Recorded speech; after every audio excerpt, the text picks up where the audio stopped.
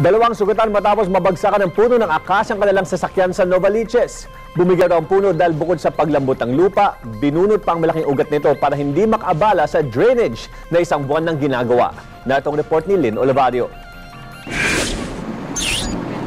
Bumalagbag sa buong southbound lane ng Commonwealth Avenue Extension sa Novaliches, QC ang malaking puno ng akasya na ito. Alas 12:30 kaninang hating gabi.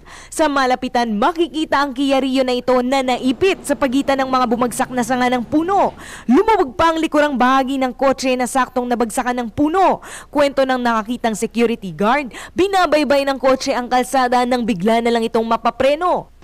Nag-iisa lang yan walang kasunod. Tapos bigla lang bumagsak yung puno. Naabutan sila. Posibleng bumagsak daw ang puno dahil sa ginagawang drainage na mag-iisang buwan ng under construction.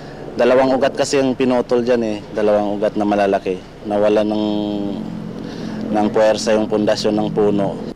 At dahil din sa madalas sa pag-ulan nitong mga nakaraang araw, lumambot ang lupang humahawak sa puno ng akasya. Tumagilid din ang katabi nitong poste ng kuryente. Agad namang dinala sa ospital ang may-ari ng sasakyan na si Nieves Adarulim at ang driver nitong si Jo Marie Rojas. Sa kapal ng mga sanga ng puno, kinailangan pa itong gamitan ng chainsaw ng MMDA para maputol. Itatabi lang po natin tapos ko-coordinate natin yung poste at baka mamaya mauga, yan naman ang bumigay.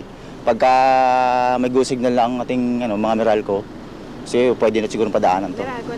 Ang mga taga-barangay Santa Monica naman ang magliligpit sa mga pinutol na sanga ng nabuwal na puno. Lynn Olivario, News 5.